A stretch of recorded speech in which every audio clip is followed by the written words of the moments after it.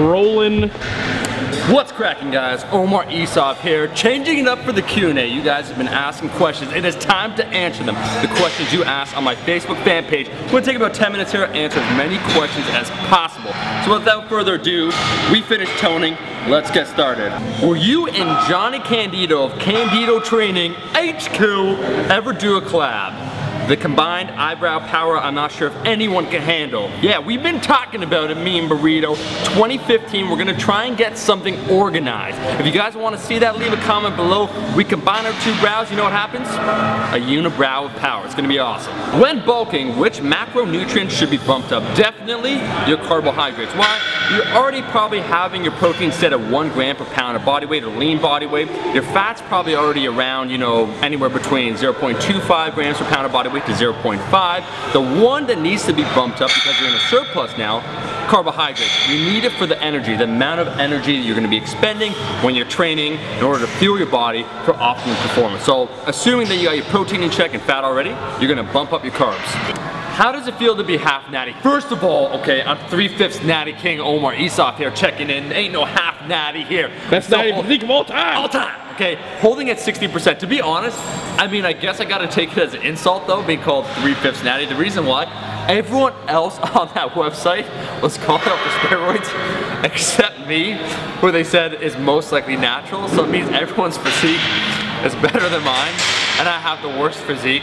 So in a way, it's like a compliment, like, oh, we think you're natural, but they're kind of like saying, oh, your physique isn't impressive enough to not be natural. There's nothing there. 100% natural, baby. There's nothing there. 100% natural, baby. Look at that. You want to flex? You want to flex? You want to flex show? Who wants to flex show? You I don't even know what I'm looking at. Look at that. Look at. Wait. That's me flexing. You want a flex show? Here you go. People do flex for all. I'm doing a flex for you right now. Okay, that's free. How to maintain strength while cutting? Well, something I will say is that when you cut for too long, invariably your strength is going to go down. Why? Your body weight shifts down, right? We know that if you add 10 pounds to your body weight, your bench is probably going to go up. You subtract 10 pounds to your body weight, your bench is probably going to go down. The best thing that you can do, obviously, is be on a strength-based program, focusing on lower repetition, focusing on lower overall volume. When you're cutting, you're not eating enough, you know, nutrition in general, so your body can't handle a lot of volume. So I'd bump down the volume, focus on the essential, the fundamental movements, the compound movements, and try and maintain strength by doing a smart strength program. Luke has a fantastic question, seriously. He says, I'm always weakest on the first repetition and then stronger on the second and third. How do I fix this problem for my powerlifting goals? Well, that could turn into a problem, right? If you want to go for 1 rep max and your second rep is better than your first rep. It could be a number of different things. Sometimes we miss the cues that are most important to us, and our body will tend to adapt after you do the first repetition and fall into place subconsciously. You're not thinking about it, but let's say on the bench press you forget to get tight, right? Your lats maybe aren't engaged properly. After you do the first repetition, your body's wired, you're primed, and you get in that proper position. What I would say for sure is to always place importance on proper setup before lifting, and then once you're ready to lift as fast as possible. If your goal, you know, is powerlifting or to complete the repetition. When it comes to doing multiple reps, if you're always doing better rep quality on the second, third, fourth, fifth repetition, it probably has to do with your setup, with your focus on that first repetition. If it's something like the deadlift where you got to break the ground, I could kind of understand that, where mentally it might feel like it's more difficult, but if you analyze the bar speed, your deadlift itself on the first rep might be faster. So it's something to consider. I'd say take a look at your setup, what you do before you do that lift, and then fix that. Best advice for a lazy guy trying to get back in the gym: quit being a little bitch and get back in there. In all seriousness, man, you need to find that motivation, you need to find that drive, you need to find the why. If you find the why you want to do this, then you're gonna do it. You can't wait, you can't like watch 100 motivational videos. Internal motivation, you gotta find your drive, you gotta find why you wanna do something and get started, turn it into a habit, and then bit by bit, it'll become a part of you. Don't wait for tomorrow, don't wait for a week from now, don't wait till like this happens or it gets better, right? It ain't ever gonna change unless you change. So if you wanna do something, you gotta do it. Sounds simple, but action speaks a lot louder than anything else. So if you wanna get started on your path, now's the time. What is the most servings of pre-workout you have taken in one sitting, and what was your experience of it? I gotta be honest with you guys, I don't like taking pre-workouts. Pre-workouts that contain stimulants, high amounts of caffeine, because I feel you grow too dependent on it. It can leave you wired and tired. You take too much of it, and then your sleep cycle gets affected. I know a lot of bros, seriously, they start on 1 scoop, go to 2 scoops, then 3 scoops, and before you know it, they sound their ass on the street for pre-workout. But in all seriousness, what happens is they become kind of addicted to that feeling, that sensation they get of extra energy. Anytime you train, it has to come from within, right? Internal motivation. You can't always focus on some external factor. Oh, I need my pre-workout, and then everything's gonna feel great. Some of the greatest lifters of all time have not consumed anything before training. So I think the drive has to be from within you. I've seen too many guys become kind of addicted to it, get burnt out, that wired, tired thing that happens, and then they gotta ease off of it. And we got a serious question, guys, now. Listen up. Krillin, Yamcha, or Tien?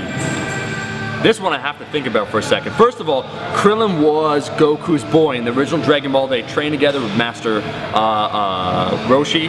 But you know, Krillin, he's always that sacrificial lamb. He dives in, and then he always gets killed. Like Frieza smoked him. He didn't stand a chance.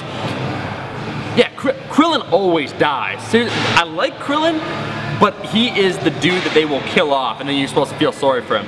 But Yamcha, you think, oh man, Yamcha's cool, right? He kind of seems cool, what's not. The thing about Yamcha though, he's a complete bitch when it comes to talking to women. If you watch the original Dragon Ball, he strikes out with Bulma. He's so nervous, he can't even talk. No matter how cool he is as a person, he's just beta. He's been categorized, he's been like relegated to the beta zone, forget him. Tien, you know, he's kind of silent, doesn't really say too much. He has a third eye, which has like an Illuminati quality to it. But he's kind of the strong, silent type where you feel if a battle goes down, you know, when Vegeta first landed, he's gonna be there. He might die, he's not that strong, but he's gonna be there. So I think I'm gonna have to go with Tien on this one. Tien, final answer.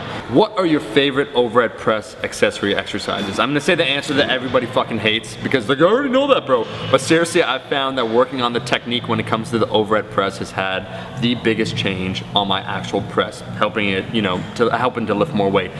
I think that in general, you have to find obviously your weak points. If it's your triceps when you lack that lockout power like myself, then maybe doing something like the football bar press, something a close grip, doing maybe close grip dumbbells overhead press might assist you. Dumbbell overhead work, maybe focusing on with the pause at the bottom. If you're weak off that bottom, staying tight down there, varying your grip a little bit so you can do a wider grip overhead press to try and work on that. See if it helps you overhead press. But truly, I think when it comes to the overhead press in particular, because it's a movement that requires skill, requires time. You have to learn about keeping your body tight. I find that if you can learn to keep tight on the overhead press, it'll help with your bench press. So I feel that with the overhead press, it's all about technique and not really about accessory movements. Once you nail that, you can start analyzing. But for me personally, I'm still learning. But I want to get a 225-pound overhead press. The biggest factor that's helped me is just working on my overhead press. What are some pros and cons of being a fitness YouTuber? One, I get to do what I enjoy, which is honestly a massive pro. There is, as far as I'm concerned, people like to complain, oh, I don't like this about my job or this or that or whatnot, then you just change your fucking job.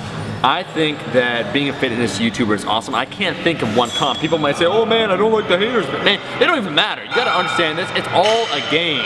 Trolls are there for your own entertainment. So as far as I'm concerned, there are really no cons I could think of. Initially, when you first start being a fitness YouTuber, you might be deriving no income from it because you're not getting the views, you're not monetizing your channel. So maybe if you're doing it for a career, the money might be a negative at the start, but again, I think you should do things that you enjoy. So really, when it comes to pros, there's a whole lot of pros. Got to do what you like, got to share information, get that sense of connection, meeting subscribers. Honestly, it's a pretty crazy feeling knowing that you help someone else out, which I think, honestly, in the end, is one of the most important things to do with anyone's life. So there's a whole bunch of pros and zero cons. Have you ever done protein bra? I don't like to talk about illegal supplements kind of on my channel. I like to keep it PG.